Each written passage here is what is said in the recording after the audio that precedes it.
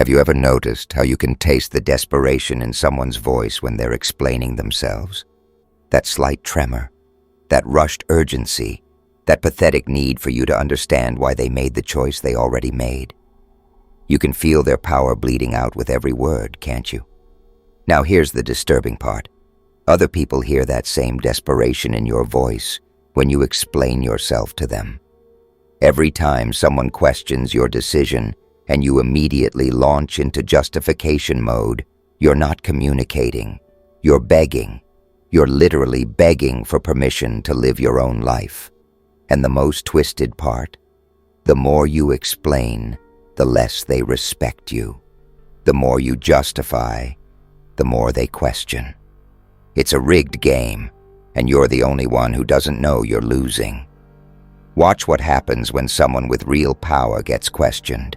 They don't explain, they don't justify, they don't defend. They simply look at the person and say their decision, and then nothing. Silence. And suddenly, everyone in the room shifts. The energy changes. The questioning stops. The respect appears. That's not rudeness. That's psychological dominance. Carl Jung understood something that most people will die without realizing. Explaining yourself is the fastest way to give away your power to people who never deserved it in the first place. He said, "The privilege of a lifetime is to become who you truly are." But how can you become who you truly are when you're constantly on trial for being yourself? Here's the truth no therapist will tell you, no self-help book will admit, and no relationship expert will say out loud. Most people who demand explanations from you don't want to understand you. They want to control you. They've learned that getting you into explanation mode is how they maintain psychological dominance over your decisions. Every time you explain yourself to someone who didn't respectfully ask, you're handing them the keys to your self-respect. Every time you justify your choices to critics who've already made up their minds, you're training them to see you as someone whose judgment is questionable. Every time you defend your lifestyle to people whose approval means nothing, you're betraying the part of yourself that knows better. But the most dangerous part isn't what this does to your relationships. It's what it does to your relationship with yourself. Because here's what Jung discovered. The more you explain your authentic choices to others, the more you start doubting them yourself. The question is, how much of your life force are you going to keep bleeding out through explanations to people who are feeding off your insecurity? Because once you understand what's really happening when you explain yourself, you'll never be able to go back to that pathetic version of yourself again. Let me show you something that's happening right now that you might not even realize. Every time someone asks you, "Why did you do that?" Or, "How can you think that way?" Or, "What makes you believe that's right?" They're not seeking understanding. They're training you to be defensive about living your life. They're conditioning you to believe that your decisions are subjects for public debate rather than private sovereignty. Here's the psychological trap most people never see. These questions aren't questions at all. They're accusations disguised as curiosity. When someone says, "Why would you quit that job?" they're really saying, "I think you made a stupid decision, and I want you to convince me otherwise." When they ask, "How can you believe that?" they're really saying, "Your beliefs are wrong, and I'm giving you a chance to realize it." Think about it. When was the last time explaining yourself to a critic actually changed their mind about you? When was the last time your detailed explanation made someone say, "Oh, wow, now I completely understand and support your decision"? It doesn't happen, does it? Instead, they take your explanation and use it as ammunition for more questions, more criticism, more ways to make you doubt yourself. But here's what's really happening in that moment. They're downloading your psychological blueprint. Every time you explain your reasoning, you're giving them a map of your insecurities, your decision-making process, and exactly where to attack you next time.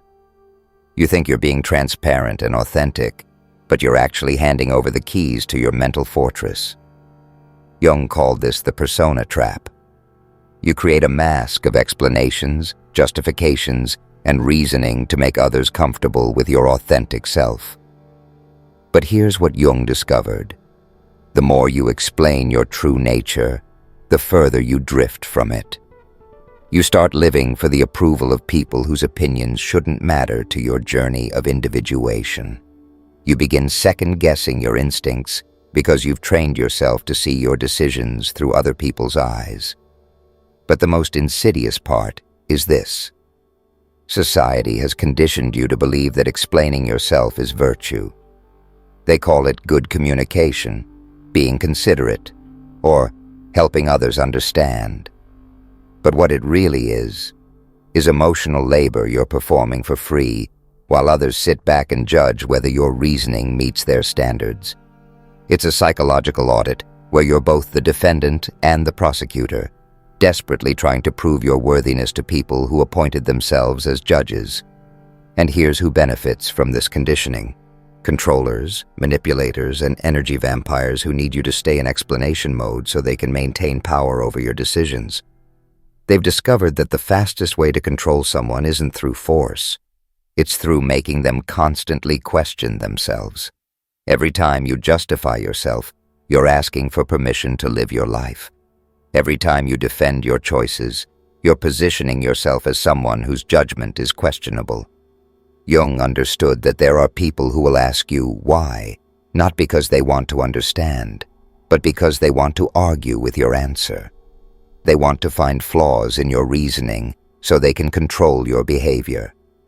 They've learned that getting you to explain yourself is the fastest way to make you doubt yourself. It's psychological warfare disguised as conversation. Think about the most manipulative person in your life.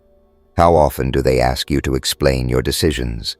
How often do they make you feel like you need to justify your boundaries, your choices, your very existence? They've discovered your weakness, your need for approval through explanation. They know that if they can get you talking, they can get you doubting. And once you're doubting, they can plant their agenda in place of your intuition. But here comes the part that might shock you. The cost of this pattern isn't just exhaustion, it's the slow death of your authentic self. Every explanation you give that you don't truly owe is a piece of your sovereignty you're handing over to someone else. Every justification is a betrayal of your inner knowing in favor of external validation. You're literally trading your psychological independence for the temporary comfort of others' approval. And the most twisted part? The people who demand the most explanations from you are often the ones who offer you the least understanding in return. They're not trying to know you better. They're trying to know you less. They want to reduce your complexity to simple explanations they can dismiss, control, or manipulate. Before we go deeper into Jung's solution, if this resonates with you, if you're tired of being on trial for living your life, subscribe to this channel because we're about to explore some of the most liberating psychological concepts ever discovered. And that notification bell? Hit it, because each video is designed to free you from one more layer of social conditioning. The urgency here is real. Every day you continue explaining yourself to people who don't deserve explanations is another day you remain trapped in psychological childhood, seeking approval from people whose opinions of you are none of your business. But that's what we'll talk about in the next part. How Jung discovered the hidden energy dynamics that make explanation a form of self-sabotage. Now we need to understand what Jung discovered about psychological energy and why explaining yourself is literally draining your life force. Jung understood that every human interaction involves an exchange of psychic energy. When you explain yourself to someone who didn't respectfully ask, you're hemorrhaging energy while they're feeding off your need for validation. It's not metaphorical. It's a literal transfer of your psychological vitality into their emotional void. Think of it this way. Every time you launch into an explanation, you're opening up your energy reserves and pouring them into someone else's cup. But here's the twisted part. Their cup has no bottom. No matter how much you explain, how detailed your reasoning, how perfectly you articulate your position. They're never satisfied, because they're not actually seeking understanding. They're seeking your energy. They're psychic vampires who've learned that the magic words, "Why would you do that?" can make you bleed power directly into their hands. Here's Jung's framework that will change how you see every conversation. There are two types of people in this world: energy generators and energy drainers. The generators live from their authentic center and don't need external validation to maintain their psychological equilibrium. They've learned to source their power from within, from their connection to their authentic self. The drainers have lost connection to their authentic power and need to feed off others' energy to feel alive. They've become psychological parasites who can only maintain their sense of self by diminishing others. When someone demands that you explain your personal decisions, they're unconsciously trying to drain your energy. They've learned that getting you into explanation mode puts you in a weakened state where they have power over you. Your automatic reaction to justify yourself is actually you giving away your psychological sovereignty. You become smaller, they become bigger. You become uncertain, they become the authority. It's an ancient predator-prey dynamic disguised as conversation. But here's the most important part. Jung discovered that this dynamic exists because you're projecting your own need for approval onto others. You assume they need to understand your decisions because you need them to approve of your decisions. But what if, and follow me here, what if their understanding was completely irrelevant to your life? What if their approval was not just unnecessary, but actually toxic to your psychological development? Jung called this projection. You're projecting your internal insecurity onto external relationships. You think you're being considerate by explaining yourself, but you're actually being needy. You think you're helping them understand, but you're actually seeking their validation. You've confused explanation with connection, justification with communication. But real connection doesn't require you to defend your existence. Real communication doesn't put you on trial for being yourself. And here's where it gets really interesting. The people who demand the most explanations from you are often the ones who give you the least respect. It's an inverse relationship that reveals the true nature of this dynamic. The more you explain, the less they respect you. Why? Because explanation signals insecurity, and insecurity invites manipulation. It's like blood in the water. It attracts predators who sense weakness and move in for the kill. Think about someone you deeply respect. How often do they explain their personal choices to critics? How often do they justify their lifestyle to people who disapprove? Probably never, and that's exactly why you respect them. Their silence about their personal decisions communicates self-respect and psychological strength. They understand something that explanation addicts don't. Their choices don't require external validation to be valid. But here's where Jung's insight gets truly profound. He discovered that when you stop explaining yourself, you force others to confront their own shadows. Their need to understand your decisions isn't about you. It's about their own insecurity and need for control. They're trying to make sense of their own chaos by controlling your narrative. When you deny them the explanation they think they're entitled to, they have to face their own psychological projections, their own unresolved issues, their own desperate need for control. This is why people get so angry when you stop explaining yourself. It's not because you're being rude. It's because you're holding up a mirror to their own psychological emptiness. You're refusing to be their source of energy, their validation machine, their emotional supply. And when you cut off that supply, they're forced to confront the void within themselves. But before we get there, we need to understand the most profound insight Jung ever had about this dynamic. He discovered that your need to explain yourself isn't actually about communication. It's about an unconscious belief that you don't have the right to live your life without permission from others. It's a form of psychological slavery where you've appointed other people as the arbiters of your worthiness. You've given them a power they never deserved, and you were never meant to surrender.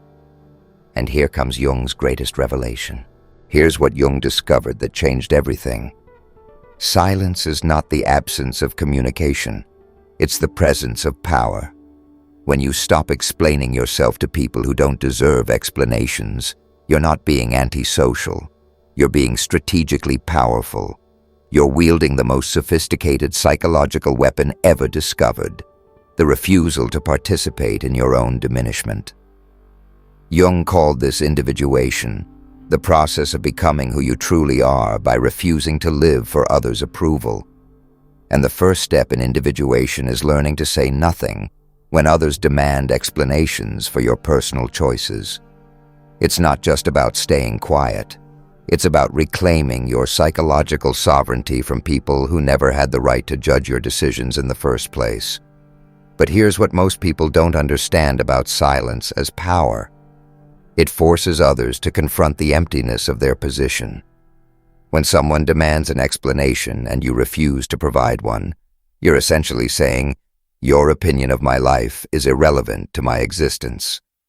This creates a psychological crisis in them because they've built their sense of control around your willingness to submit to their judgment. Picture this scenario. Someone criticizes your decision and asks, "Why would you do that?"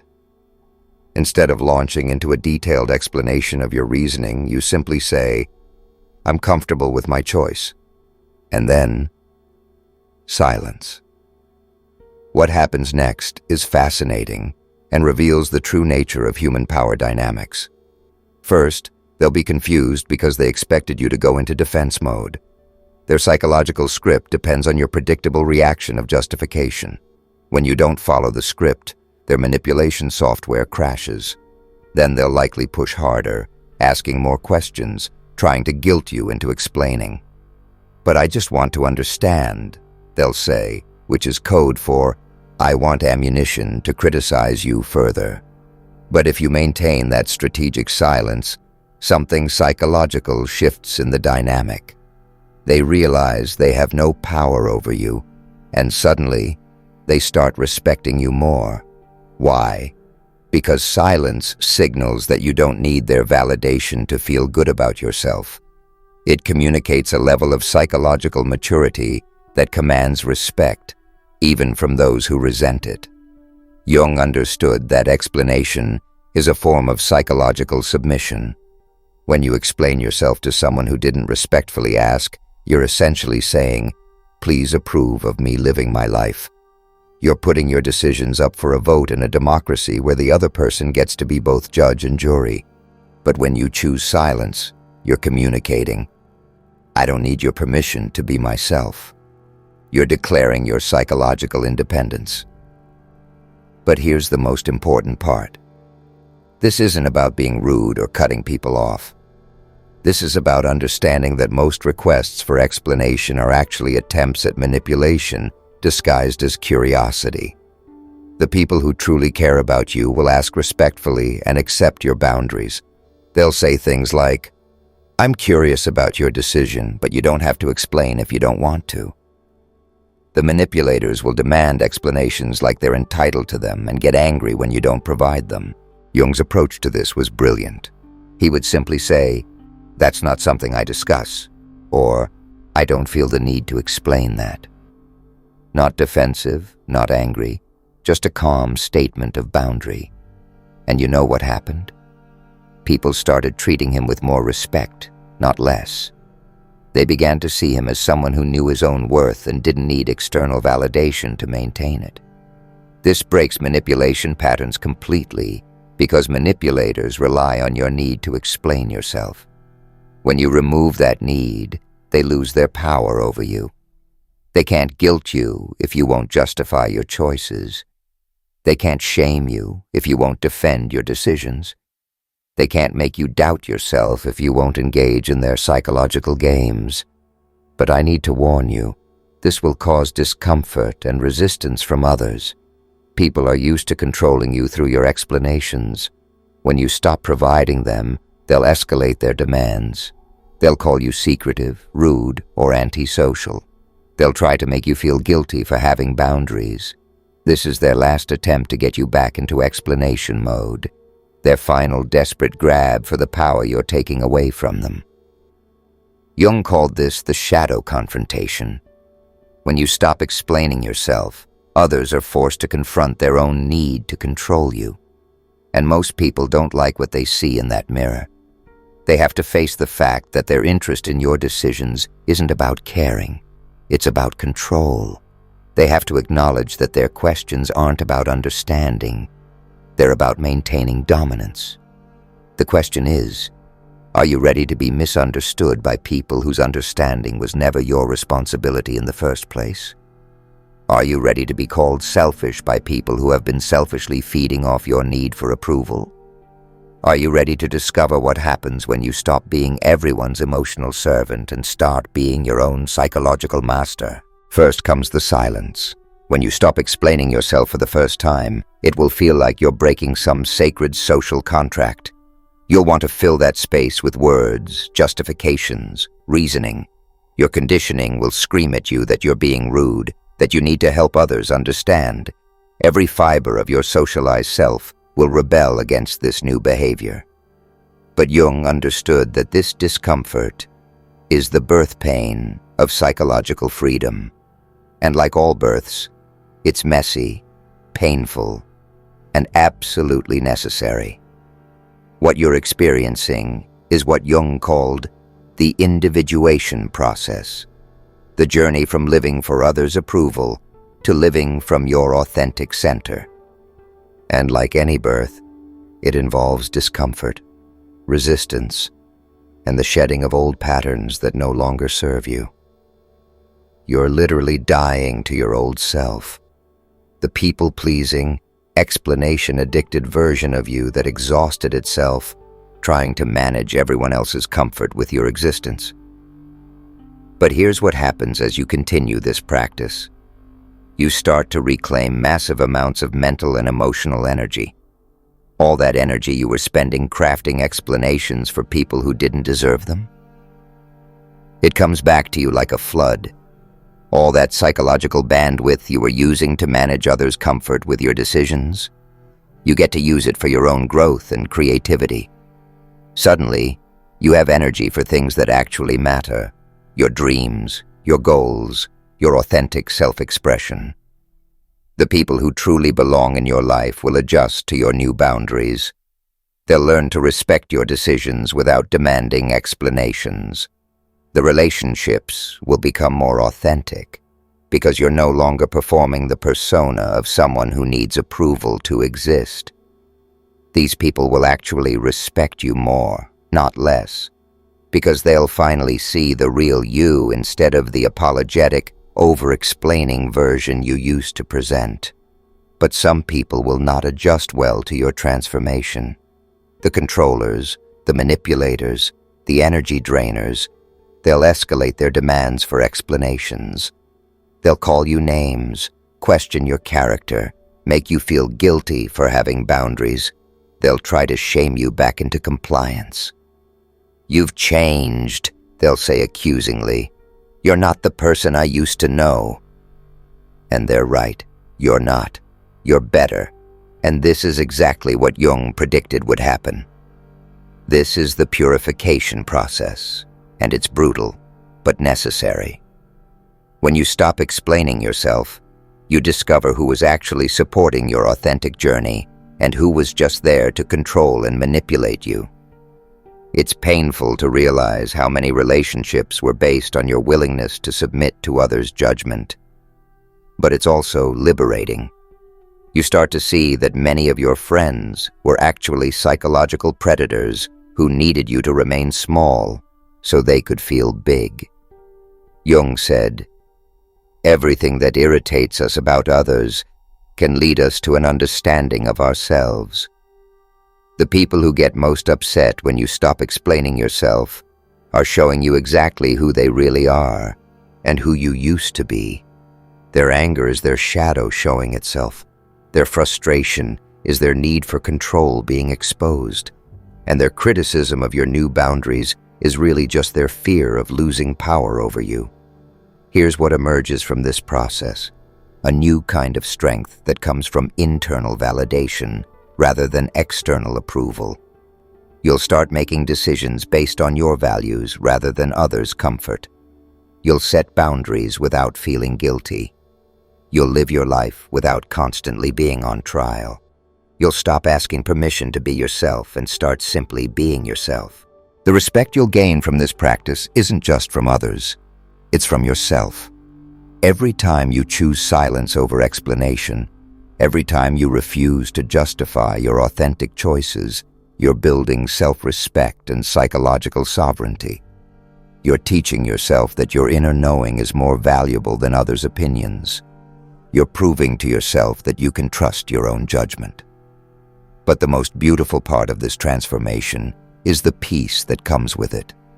No more mental exhaustion from crafting perfect explanations that never satisfy anyone anyway. No more walking on eggshells around people's opinions. No more betraying your inner knowing for external validation.